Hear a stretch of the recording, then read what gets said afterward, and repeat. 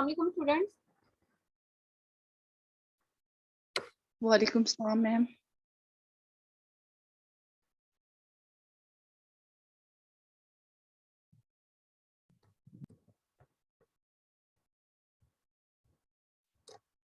कल जिनका प्रोग्रामिंग का इशू था उनका इशू सॉल्व हो गया।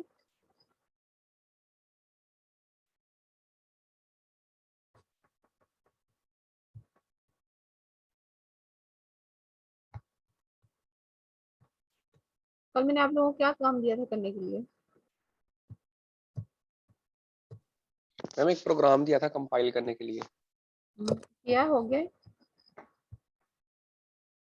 मैम हो गया लेकिन एरर आता है मैम उसमें ना।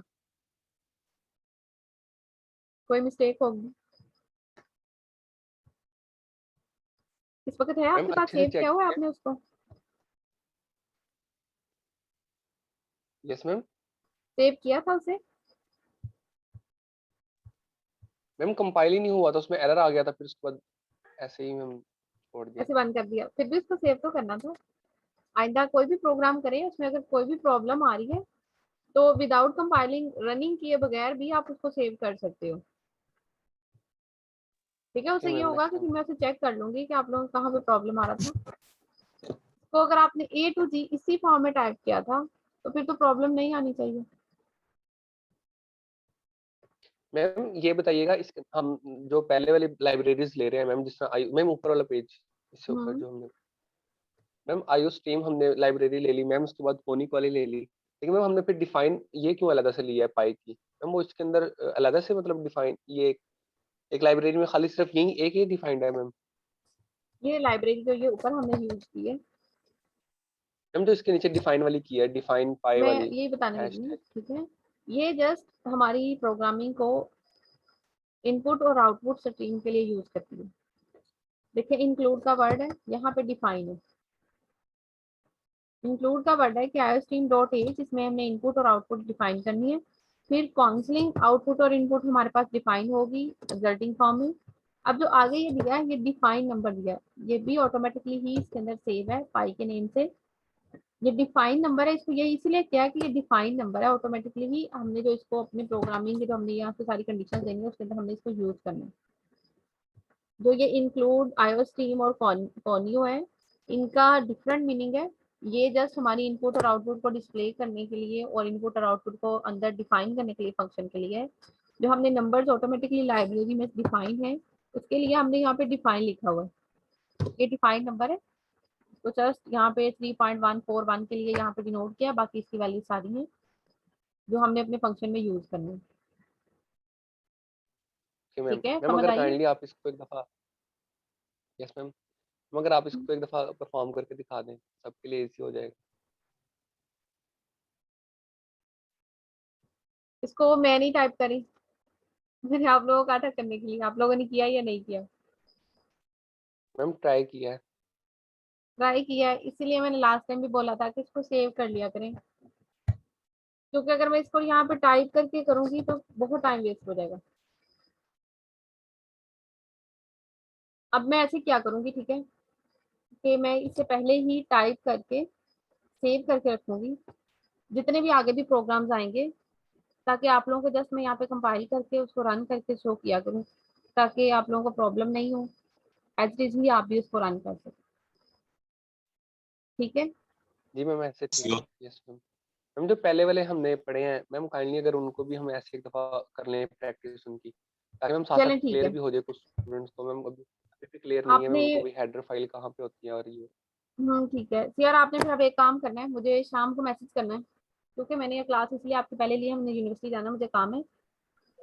आपने मुझे शाम को मैसेज करना है जी मैम। जितने भी प्रोग्रामिंग है स्टार्ट से जो हमने अब तक किए हैं, और वन बाय वन जैसे भी हम करते जाएंगे। मैं अभी तक के जितने भी प्रोग्राम्स हैं, जैसे मैंने उस दिन तो आप लोगों को एक रन करके दिखा दिया था, उसको भी दोबारा से यस मैम। करूंगी, सारे सेव कर लूंगी ताकि आप लोगों को प्रॉब्लम ना हो, और सेव ऑप्शन को दोबारा से कैसे चूज करके हमने करना है वो भी फिर आप लोगों को अच्छे से क्लियर होता है। जी मैम ठीक है, मैं आपको याद ठीक दिलाता है, हूँ। आपने मुझे जस्ट शाम को मैसेज कर देना, और इनसे रिलेटेड जो हमारे पास लास्ट पे एक्सरसाइज दी हुई है उसके अंदर ये बहुत सारी प्रोग्रामिंग यहाँ पे दी है, मैंने सिर्फ यहाँ पे कुछ लिए हैं, चंद एक यहाँ पे चूज किए हैं। प्रोग्राम कैसे दिया होगा, उसको आगे आपने कैसे लिखना है, टाइप कैसे करना है, कंपाइल करना है, रिजल्ट, ये सारी की सारी एंडिंग यहाँ पे दी हुई है उसमें। चैप्टर के बाद मैंने यहाँ पे 49 वाले क्वेश्चन से लिया है, क्योंकि 49 से पीछे जो क्वेश्चन थे वो सारे बेसिक क्वेश्चन हैं।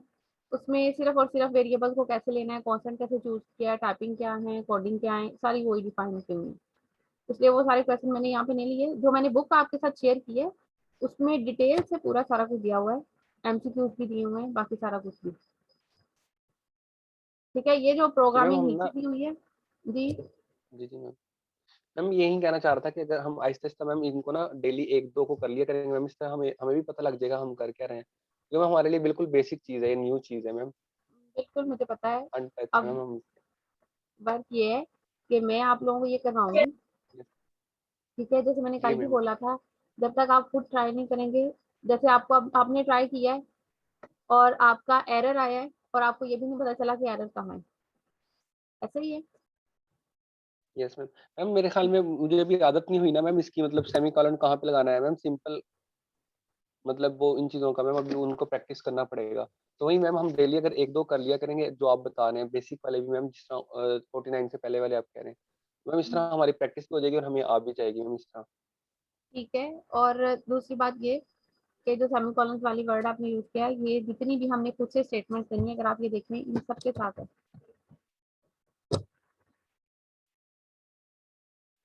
जो हमने वाइड मेन के बाद अपना मेन फंक्शन लिखना है कर्ली ब्रैकेट्स में, उन सबके साथ हमने इसको मेंशन करना है।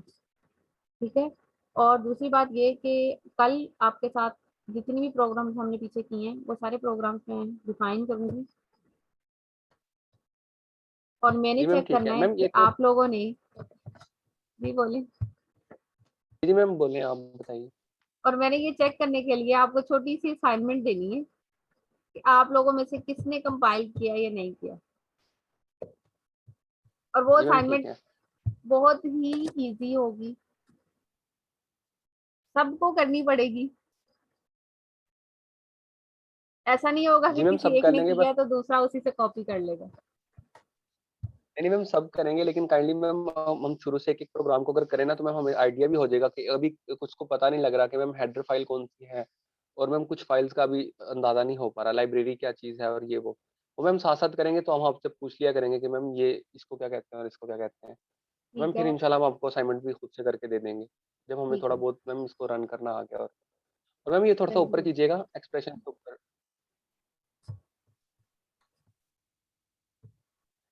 मैम यहाँ पर हमने जो आउटपुट ली है C out ma'am, less than double less than जो है मैम, मैम हम यहाँ पे ऐसे खाली नहीं, एरिया भी जब तो लिख हम सकते थे। इसको प्रोग्रामिंग में पढ़ेंगे तो ये एंगल ब्रैकेट्स कहलाएंगे।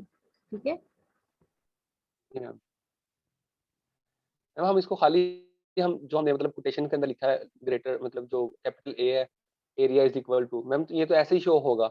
अगर हम हम्म, डायरेक्ट इसको रिकॉल करना चाहें एरिया को, तो हम ऐसे लिख सकते हैं जो उसने बाद में लिखा है उसको डायरेक्ट यहीं पे लिख दें, तो तब इसको भी आप एरिया बेशक आ ही यहाँ से जाएगा स्किप मैम। कर दें। डायरेक्ट लिखना चाह रहे हैं, यस ये मैम। सिर्फ उसने लिखा है कि एरिया इज इक्वल टू आपका आंसर आए।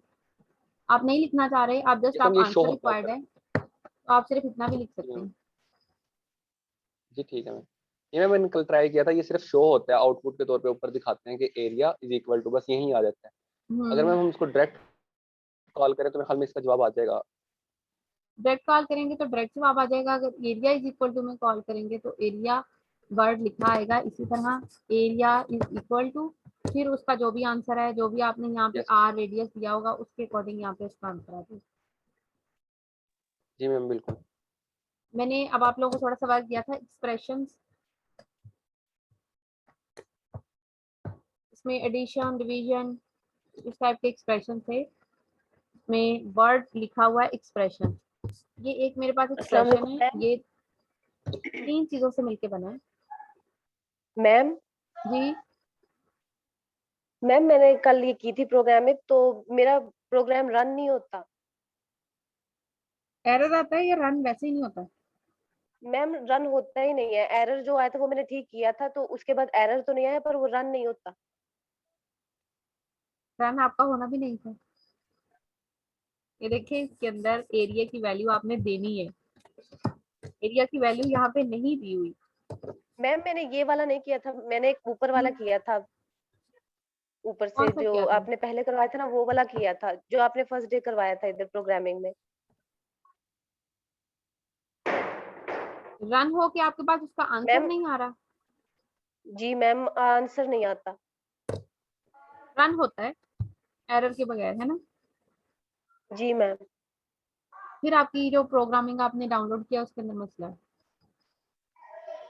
जी मैम ठीक है, मैं ये फिर करवा लूंगी, ठीक। ठीक है, आपको मैंने कल भी कहा था जी मैम। सबको कि जो मैंने लिंक शेयर किया था उससे कर लें, बहुत इजीली हो जाएगी। इधर मैम उधर उसी से से की थी, जी उसी से की थी मैम। स्टेप वाइज की थी, जितना भी डिटेल उन्होंने दी थी। जी मैम उसी से कर, बल्कि मैंने अपने कजन से करवाई थी, उसको इसका पता है, मैंने उससे कहा था भी इसी उससे करना, मेरे लिंक से। ठीक है, उसको फिर आप ऐसे कीजिएगा, या तो उसको एक दफा फिर अनइंस्टॉल करके फिर दोबारा से इंस्टॉल करें। और अनइंस्टॉल जी करने मैम। का वे ये है कि आपने लैपटॉप से उसको अनइंस्टॉल किया है, उसको रिसाइकिल बिन से भी अनइंस्टॉल करना है, फिर उसके बाद दोबारा से उसको जी मैम। इंस्टॉल करना है। मैम ठीक है प्रोग्राम में मैम। से जाके उसको करना पड़ेगा, प्रोग्राम x86 में से भी जाके दोबारा करना पड़ेगा, तब मैं हाँ वो बेशक वहां से भी परमानेंट जाके कर होगा। लें। हम्म।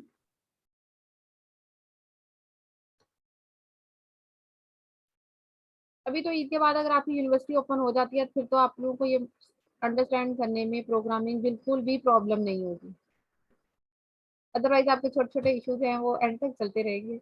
ज्यादा बेहतर है कि आप डेली जो भी प्रोग्रामिंग होती है उसको साथ साथ करें। मैं अब कोशिश करूंगी कि मैं प्रोग्रामिंग करके आपको डेली की रन करवाऊँ, ताकि आप लोग फिर फर्दर खुद से करें तो आप लोगों को पता हो कि एरर कहाँ पे एरर हो रहा है और कहाँ पे उसकी प्रॉब्लम जो है वो आंसर शो कर रही है, या किस तरह आंसर को अंदर क्वेश्चन के अंदर प्रोग्रामिंग के वैल्यूज को देना है, किस फॉर्म में एक्सप्रेशन टाइप करना है। अभी जस्ट जो था एक्सप्रेशन मैंने आप लोगों को था करने के लिए दिया, उसमें एक भी हम स्टेटमेंट लिखते हैं तो वो एक्सप्रेशन ही कहलाती है। लाइक दिस, ये एक एक्सप्रेशन है, दो वैल्यूज इसमें ऐड हो रही हैं और रिजल्टेंट एक आंसर आएगा हमारे पास। ये एक्सप्रेशन है। A statement that evaluate a value is called, ऐसी स्टेटमेंट जिससे एक वैल्यू कैलकुलेट होती है वो एक्सप्रेशन कहलाता है। एक्सप्रेशन टू टाइप्स पे कंसिस्ट करता है। एक तो ऑपरेटर है, जो इसमें एडिशन है वो ऑपरेटर है, और जिन पे ये ऑपरेटर अप्लाई हो रहा है वो ऑपरेंड्स कहलाते हैं। An expression consist of operators and operands, दो चीजों से मिलके एक एक्सप्रेशन डिफाइन होता है। इसमें जो वैल्यूज हम परफॉर्म कर रहे हैं ए एंड बी, ये हमारे पास ऑपरेंड्स हैं, और इनके ऊपर जो ऑपरेशन अप्लाई हो रहा है वो प्लस का ऑपरेशन है, वो अंदर सेंटर में ऑपरेशन कहलाएगा। सिमिलरली एम और एन जो है यहाँ पर ये ऑपरेंड्स हैं, और इन पे जो ऑपरेशन अप्लाई हो रहा है डिवीजन वाला वो यहाँ पर मेंशन है। इसी तरह थर्डली दो वैल्यूज हैं, यानी कि एक वेरिएबल एक्स है और दूसरा जो है 100 है, इसमें भी 100 और एक्स जो है वो फ्रेंड्स हैं, और जो ऑपरेटर है वो हमारे पास यहाँ पर एडिशन है, प्लस वाले ऑपरेटर। आगे ऑपरेशंस हैं। ऑपरेशंस मैं यहाँ पे पूरा डिटेल नहीं दे रही ऑपरेशंस की। ऑपरेशन जैसे हम लोग पहले अप्लाई करते हैं, एडिशन, सब्ट्रैक्शन, मल्टीप्लिकेशन, वही ऑपरेशन है यहाँ पे। यूनरी ऑपरेटर्स हैं और बाइनरी ऑपरेशंस हैं। A type of operators that work with one operand is known as unary operator। एक ऑपरेटर के साथ जो हम ऑपरेटर्स अप्लाई करेंगे, ऑपरेशंस अप्लाई करेंगे, वो यूनरी ऑपरेटर्स कहलाते हैं। और बाइनरी ऑपरेटर जो हैं वो हम दो ऑपरेंड्स के साथ अप्लाई करेंगे। फॉर एग्जांपल, अभी जो मैंने ऊपर एक्सप्रेशन डिफाइन किया है, ये मेरे पास जो है ये बाइनरी ऑपरेशन है। में दो वैल्यूज हैं, दो ऑपरेंड्स हैं, उसके ऊपर मैंने एक ऑपरेशन अप्लाई किया। अब एक ऑपरेंड के साथ ऑपरेशन जो हम अप्लाई कर रहे हैं वो दो डबल टाइम हो सकते हैं, सिंगल टाइम हो सकते हैं। लाइक दिस, इनके साथ अगर मैं वैल्यू एक लिख दूँ, लेफ्ट या राइट साइड पे कोई सी वैल्यू लिख दूँ, तो ये मेरे पास यूनरी ऑपरेटर्स कहलाते हैं, क्योंकि इसके अंदर हम एक वैल्यू को डबल टाइम ऐड कर रहे हैं। एक वैल्यू को किसी चीज के अंदर डबल टाइम सब्ट्रैक्ट कर सकते हैं, या एक वैल्यू के अंदर से हम दूसरी जो है वो सब्ट्रैक्ट कर सकते हैं, उसको हम एज इट इज ही मेंशन करेंगे। दो ऑपरेटर नहीं लिखेंगे, यहाँ पे मैं वैल्यू नहीं लिखूंगी कि बी माइनस ए, या एन प्लस प्लस बी, या एन प्लस प्लस एम, या एक्स माइनस माइनस एक्स की फॉर्म, ऐसे नहीं लिखा जाता। इसमें सिंगल ही लिखा जाता है। आगे जाके जो प्रोग्रामिंग है उसमें जब इस टाइप की मेंशनिंग होगी, वो यही चीज है कि एक वैल्यू को जो पहले से ऑटोमेटिकली डिफाइन है, या हम नेक्स्ट आगे डिफाइन करना चाह रहे हैं, नेक्स्ट के लिए वर्ड जो है ये आगे वाले प्लस के साइन है, और जो पीछे वाली है उसके लिए माइनस, और पीछे वाले माइनस के साइन होंगे। ठीक है, ये फर्दर जो प्रीवियस हमारी वैल्यूज हैं उसके ऊपर ऑपरेटर्स अप्लाई हो रहे हैं, और ऑपरेंड जो है साथ में ए एंड एक्स जो भी हम चूज करेंगे अपना वेरिएबल उसका नेम है। बाइनरी ऑपरेटर्स हैं, ये दो पे अप्लाई होते हैं, दो ऑपरेंड्स पे, उनके सेंटर में मेंशन होते हैं like this a plus b x over y. ये दो ऑपरेंड इसमें एक्स और वाई ऑपरेंड्स हैं, और ऑपरेटर जो है वो एडिशन और ये डिवीजन, ये इसके ऑपरेंड्स हैं, ऑपरेटर्स हैं। लाइक ऑपरेटर कहता है बाइनरी ऑपरेटर्स कौन से हैं, एडिशन सब्ट्रैक्शन। और सी प्लस प्लस के अंदर ये स्टेरिक का जो साइन आ रहा है स्टेर वाला, ये मल्टीप्लिकेशन के लिए यूज होता है। डिवीजन के लिए डिवीजन वाला होता है, परसेंटेज के लिए भी परसेंटेज वाला ही साइन यूज होता है। अरिथमेटिक स्टेटमेंट है, अरिथमेटिक ऑपरेटर्स हैं, उसके बाद अरिथमेटिक स्टेटमेंट है। अरिथमेटिक ऑपरेटर्स, ये सारे अरिथमेटिक ऑपरेटर्स हैं, एडिशन मल्टीप्लिकेशन डिवीजन, ये सारे के सारे जो हैं एडिशन ऑपरेटर्स हैं, एडिशन सब्ट्रैक्शन मल्टीप्लिकेशन डिवीजन और modulus. add two values, subtract two values, multiply two values, divide two values, given the remainder of division of the two integers, ये सारा उसको डिनोट किया है कि अरिथमेटिक ऑपरेटर जो हैं उनको हम किस तरह डिनोट करेंगे। दो वैल्यूज नहीं है उसने, अब ये देखें यहाँ पे a and b for example उसने ये दी है वैल्यूज, तो a is equal to 10 and b is equal to 5। Add करेंगे तो दोनों ऐड हो जाएंगी, सब्ट्रैक्ट करेंगे तो सब्ट्रैक्ट होंगी, मल्टीप्लाई करेंगे तो मल्टीप्लिकेशन फॉर्म में आ गई है, डिवीजन है तो डिवीजन फॉर्म में आ गई है। बाकी सारे सेम ही मीनिंग है, सिर्फ जो ये परसेंटेज वाला साइन है इसका मीनिंग डिफरेंट है सी प्लस के अंदर। यहाँ पे इसका जो मीनिंग है वो यहाँ पर रिमाइंडर है आफ्टर डिवीजन। रिमाइंडर क्या आएगा, 10 ओवर 5 करूंगी तो वो 2 पे ऑटोमेटिकली पूरा पूरा डिवाइड हो रहा है, तो रिमाइंडर कुछ भी नहीं रहेगा, वो 0 ही आएगा। ये जो ऊपर बॉक्स है इसके अंदर भी डिनोट है कि जो हमारे पास ये मॉडुलस का साइन है, give the reminder of division of two integers, दो इंटीजर्स की डिवीजन का जो रिमाइंडर है उसको ये साइन डिनोट करता है। अगर तो रिमाइंडर है ठीक है, अदरवाइज आंसर क्या आ जाएगा हमारे पास 0 आ जाएगा, जैसे यहाँ पर 0 की आंसर की कंडीशन है। तो रिमाइंडर ऑपरेटर भी बोलते हैं, मॉडुलस ऑपरेटर भी कहा जाता है, इसी को आगे डिनोट किया उसने, क्योंकि बाकी सारे तो सिंपल हैं, सिर्फ इसी का जो ऑपरेटर है वही चेंज है। हम अपनी डेली लाइफ में इसको परसेंटेज का साइन लेते हैं, लेकिन सी प्लस की लैंग्वेज के अंदर इसको जो है रिमाइंडर ऑपरेटर या मॉडुलस ऑपरेटर बोला जाता है। Modulus operator is also called reminder operator. The modulus operator work only with integer value, सिर्फ इंटीजर वैल्यूज के साथ होगा, फ्लोटिंग नंबर्स के साथ ही नहीं होगा। तो फ्लोटिंग नंबर्स मेरा ख्याल है मुझे डिफाइन करने की जरूरत नहीं है, इसमें वो डेसिमल फॉर्म में होते हैं। हाँ बिल्कुल डेसिमल फॉर्म में होते हैं, ठीक है। The modulus operator is used with the division of 0, the result will always be 0। Modulus operator को अगर कहता है 0 की डिवीजन के लिए हम यूज करें तो उसका रिजल्ट भी 0 आएगा। फॉर एग्जांपल ये देखें, इसमें रिमाइंडर क्या रहेगा, किसी भी नंबर को डिवाइड कर रहे हैं हम तो आंसर क्या आएगा, 5 के ऊपर अगर 0 को डिवाइड कर रही हूँ और रिमाइंडर चेक कर रही हूँ तो वो 0 ही रहेगा, क्योंकि वो ऑटोमेटिकली 0 ही की कंडीशन आएगी, वो डिवाइड हो ही नहीं सकता, और रिमाइंडर भी इसका फिर इस कंडीशन में नहीं आएगा। अब मैं फर्दर हम जब डिवाइड करते हैं तो डिवाइड कैसे करते हैं, जैसे मैंने ऊपर वाले ये प्रॉब्लम थी इसके अंदर डिवाइड किया 10 डिवाइडेड 5 5, 5 को मैंने किससे मल्टीप्लाई किया, 2 से मल्टीप्लाई किया, तो वो 10 पे पूरा पूरा डिवाइड हो गया, तो रिमाइंडर क्या आ गया 0। अब सपोज करें ये 10 की जगह पे मैं यहाँ पे लिख रही हूँ 0 और यहाँ पे 5 आ गया बी की जगह पे। अब मैंने 0 लेके आना है, मैं किससे मल्टीप्लाई करूंगी, 0 से मल्टीप्लाई करूंगी, ऑटोमेटिकली 0 आ जाएगा, और रिमाइंडर की कंडीशन फिर मेरे पास वो 0 ही कंडीशन होगी। कहते जब इस टाइप में लिखा जाए कि ऊपर वाली वैल्यू 0 है और लोअर वाली जो वैल्यू वो 5 है, तो फिर भी हमारे पास जो रिमाइंडर है वो 0 ही रहेगा, मॉडुलस 0 ही चलाएगा। In expression like 3 modulus 5, 3 is not divisible by 5, it's result is 3। अगर देखें आप यहाँ पे 0 के लिए भी इसका रिमाइंडर बच रहा था 5, अगर मैं इन केस इसको सेकंड कंडीशन में करती हूँ तो ये 5 के अकॉर्डिंग गया था, लेकिन 0 ऊपर की कंडीशन के साथ कहता है रिजल्ट 0 आएगा। अब अगर इस 5 का ऑपरेटर जो है वो हमने डिफाइन करना है मॉडुलस में, 3 के ऊपर 5 जो है वो डिविजिबल नहीं है, क्योंकि 3 छोटी वैल्यू है, 5 जो है मेरे पास ग्रेटर वैल्यू है, तो इस कंडीशन के अंदर रिजल्ट जो है वो हमारे पास 3 ही आएगा, डिविजिबल कंडीशन नहीं होगी। Working for division operator, divide वाला ऑपरेटर है, डिवाइड वाले ऑपरेटर के लिए यहाँ पे पूरा का पूरा पैराग्राफ यहाँ पे डिफाइन है कि किस तरह वर्क करता है। डिवाइड वाला ऑपरेटर जो है वो जस्ट डिफाइन होता है फ्लोटिंग नंबर्स के लिए, फ्लोटिंग पॉइंट्स के लिए, इंटीजर्स के लिए डिफाइन करेंगे, हो जाएगा, लेकिन आंसर जो है वो रॉन्ग आएगा। फॉर एग्जाम्पल उसने यहाँ पे दिया, ये फ्लोटिंग नंबर दिए 7.0/2.0। हमारा मेन पर्पज है कि हमने 7 को डिवाइड करना है 2 के साथ। डिवीजन किस तरह आनी है, कहता है अगर आप इसको फ्लोटिंग नंबर्स में लिख रहे हैं, पॉइंट में लिख रहे हैं, तो आंसर आपका बिल्कुल करेक्ट आएगा 3.5। But the result of 7/2 is 3। Basically ये रॉन्ग है, मैथमेटिकली ये बिल्कुल रॉन्ग आंसर है कि हम 7 को 2 पे डिवाइड कर रहे हैं और हमारा आंसर जो है यहाँ पे 3 आ रहा है। आंसर क्या आना चाहिए था 3.5। यही चीज है कि डिवीजन वाला जो ऑपरेटर है उसकी वर्किंग सिर्फ और सिर्फ फ्लोटिंग पॉइंट्स के अकॉर्डिंग बिल्कुल एक्यूरेट रिजल्ट आएगा। अदरवाइज अगर आप इंटीजर्स ले रहे हैं तो उसका आंसर जो है वो रॉन्ग भी हो सकता है इन सम कंडीशन। अब अगर मैं यहाँ पे वैल्यू लेती हूँ 7/2 की जगह पे 8/2 लेती हूँ, तब तो आंसर बिल्कुल करेक्ट आएगा, क्योंकि 4 आंसर आएगा, वो बिल्कुल करेक्ट आंसर होगा। लेकिन जो डेसिमल प्लेसेस हैं, डिवीजन वाला ऑपरेटर जो है, अगर आप डेसिमल प्लेसेस में आंसर देंगे, क्वेश्चन की स्टेटमेंट देंगे, तो आंसर करेक्ट आएगा, अदरवाइज आंसर करेक्ट नहीं आएगा। उससे नेक्स्ट पे असाइनमेंट स्टेटमेंट है। Statement that assign a value. Value किस तरह असाइन करते हैं, हम एक तरफ एक्सप्रेशन के वेरिएबल लिखते हैं और दूसरी तरफ एक्सप्रेशन के उसका रिजल्ट लिखते हैं, उसका आंसर लिखते हैं।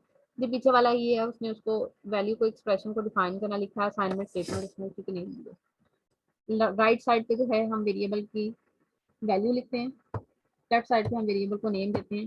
Like for example a is equal to 100, c is equal to a plus b, x is equal to c minus a, c minus d plus 10। इसमें लेफ्ट और राइट साइड पे वैल्यूज हैं। Left side पे जो value दी हुई है ये हमारे पास वेरिएबल नेम है, राइट साइड पे जो इक्वल के वैल्यू दी है वो हमारे पास वेरिएबल का जो रिजल्ट आएगा आंसर आएगा। अब सेकेंडली कहता है हम जरूरी नहीं है कि कांस्टेंट ही आंसर दें, हम सी एक थर्ड वेरिएबल ले सकते हैं, 2 वेरिएबल्स की एडिशन भी हो सकता है, फर्दर मजीद एक वेरिएबल एक्स हो सकता है जो मजीद 2 वेरिएबल्स की सब्ट्रैक्शन एंड एडिशन में किसी भी फॉर्म में हो सकता है। इसमें जैसे इसकी डिफाइनिंग ये थी कि जो एक्सप्रेशन होता है, एक्सप्रेशन में लेफ्ट साइड पे वेरिएबल का नेम है और राइट साइड पे जो भी वेरिएबल के ऊपर हमने ऑपरेशन अप्लाई करना है, किस वेरिएबल के साथ करना है, कांस्टेंट के साथ करना है, वो हम यहाँ पे डिफाइन करते हैं। ठीक है, उसके बाद है आगे L value and R value. L denoted by left side and right के लिए डिनोटेड है यहाँ पे आर वैल्यू। एक्सप्रेशन में लेफ्ट और राइट साइड पे वेरिएबल और वैल्यू डिफाइन की जाती है। इन केस फॉर एग्जांपल कहता है constant call can be used as R value but it not be used as L value. Right value के लिए वेरिएबल हम यहाँ पे यूज कर रहे हैं कांस्टेंट जो है वो कहता है राइट साइड के लिए हम यूज कर रहे हैं, लेफ्ट के लिए हम यहाँ पे यूज कर रहे हैं variable. x is equal to 5 is valid, ये एक वैलिड नंबर है, but the expression this is not valid. अब इसे वैलिड बनाया जा सकता है इसी वे में लिखते हुए, मैं 5 के साथ सिंगल कोट्स अप्लाई करूं तो ये मेरा 5 नंबर से हट के एक वेरिएबल को डिनोट करेगा। जहाँ पे वेरिएबल हमने डिस्कस किए थे वहां पर भी वेरिएबल के साथ ये चीज डिफाइन थी कि वेरिएबल को हम किसी भी अल्फाबेट के साथ, किसी भी नंबर के साथ, किसी भी एक्सप्रेशन के साथ डिनोट कर सकते हैं। लेकिन उसकी कंडीशन क्या है कि हमने अगर नंबर लिया है, ये एक इंटीजर है 5, इस टाइप का नंबर लिया है, उसको डिनोट करने के लिए उसके साथ में सिंगल कोट्स अप्लाई करने पड़ेंगे, तब वो हमारे पास जो है वो वेरिएबल को डिनोट करेगा, अदरवाइज वो कांस्टेंट को डिनोट करेगा। यहाँ पे ये एक्सप्रेशन जो है वो वैलिड नहीं है, बिकॉज 5 जो है इस वक्त एक इंटीजर को डिनोट कर रहा है, एक वेरिएबल को डिनोट नहीं कर रहा।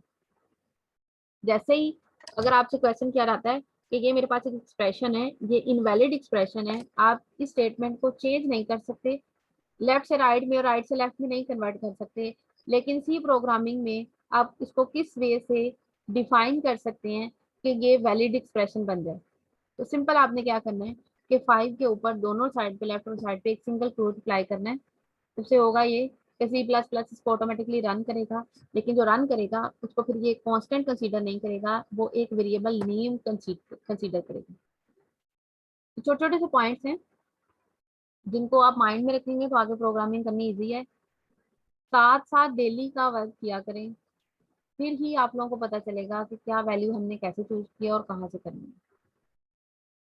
अब उसने इसके अकॉर्डिंग एक प्रॉब्लम मेंशन की है, प्रोग्राम यहाँ पे लिखा हुआ है जिसमें सारी वैल्यूज, 2 वैल्यूज दी हैं, सारे के सारे एक्सप्रेशन यहाँ पे डिफाइन किए। istream.h कोनिया.h वाइड मीन के अंदर अपना फंक्शन उसने लिखा है सारा का सारा। इंटीजर a और b, 2 इंटीजर लिए, a is equal to 10 and b is equal to 5।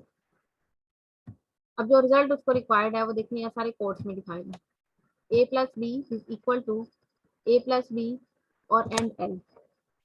Last time मैंने आप लोगों को बताया था कि एंड l क्यों आता है, कि अभी हमने अपनी स्टेटमेंट एंड नहीं करनी, 1 बाय 1 लाइन का एंड है, उसके बाद अगली लाइन में मुझे अगला रिजल्ट चाहिए।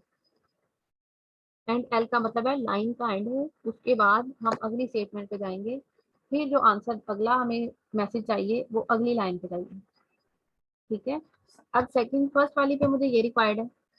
अब इन केस जैसे सीआर ने क्वेश्चन किया था कि मैं डबल क्वेट्स वाला ये साइन यहाँ से खत्म ही कर देती हूँ, मैं यहाँ से लिख ही ये वाली वैल्यू देती हूँ, तो फिर होगा पता है क्या रिजल्टेंट में आपके पास सिर्फ और सिर्फ ये 15 आएगा। प्रोग्रामिंग हमने खुद से लिखी होगी तो हमें ऑटोमेटिकली होगा, पता है, अंदाजा हो जाएगा कि पहला वाला जो आंसर आया है वो दोनों की एडिशन का है। तो उसके लिए हमें जरूरी नहीं है कि ये चीज लिखनी पड़े कि a प्लस बी का आंसर आगे फर्दर 15 आ रहा है। 1 बाय 1 स्टेटमेंट रिक्वायर्ड है, तो फिर हम यहाँ पे लिख सकते हैं। ये हम पे डिपेंड करता है कि हमें जो रिजल्ट रिक्वायर्ड है उसके अकॉर्डिंग हमें पिछली स्टेटमेंट भी डिफाइन करनी है कि आपका रिजल्ट किस चीज का है। अगर आप इस पूरे को जिसको मैंने हाईलाइट किया है स्किप कर दें यहाँ से, तो आपके पास जो आंसर आएगा वो ये सिर्फ इस वे में आएगा, सिर्फ ये कॉलम आएगा 15 5 52 0, रन ये फिर भी हो जाएगा। अब उसके बाद जो है वो कहता है दोनों को सब्ट्रैक्ट किया है, फिर मल्टीप्लाई किया है, फिर उसके बाद डिवाइड किया है, और फिर उसके बाद जो है वो मॉडुलस कंडीशन में रिमाइंडर रिक्वायर्ड है। तो हमारे पास ये सारी वैल्यूज एक ही फंक्शन के अंदर उसने मेंशन की हुई है, एक ही प्रोग्राम के अंदर सारा का सारा वर्क किया जा सकता है। कंपाउंड असाइनमेंट स्टेटमेंट नेक्स्ट पे है हमारे पास। मैम यहाँ तक काफी है, ये ट्राई करेंगे मैम ये वाला प्रोग्राम।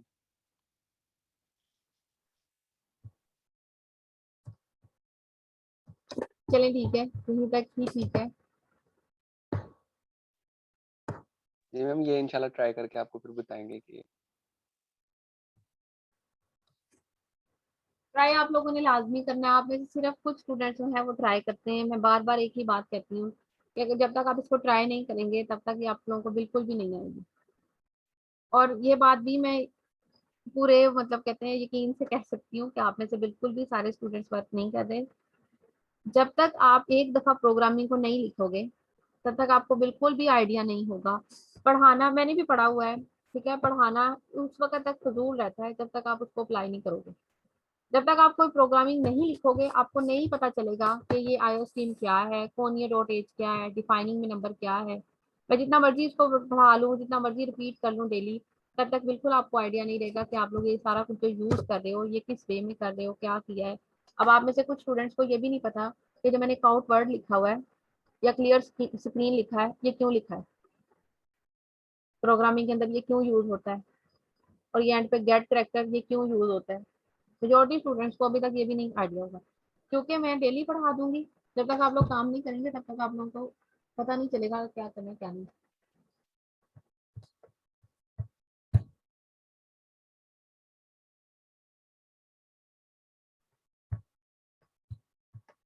यार आपने अटेंडेंस ले लेनी है? यस मैम ले लिए। ले ली है? चलें ठीक है, अब इसको आपने ट्राई करना है और आपने मुझे शाम को मैसेज कर देना है ताकि बाकी प्रीवियस वाली जितनी भी प्रोग्रामिंग है वो मैं आप लोगों को फिर कल करवाती हूँ। जी मैम, आपको इंशाल्लाह याद करवाती हूँ। ठीक है, अल्लाह हाफिज़। अल्लाह हाफिज़ मैम।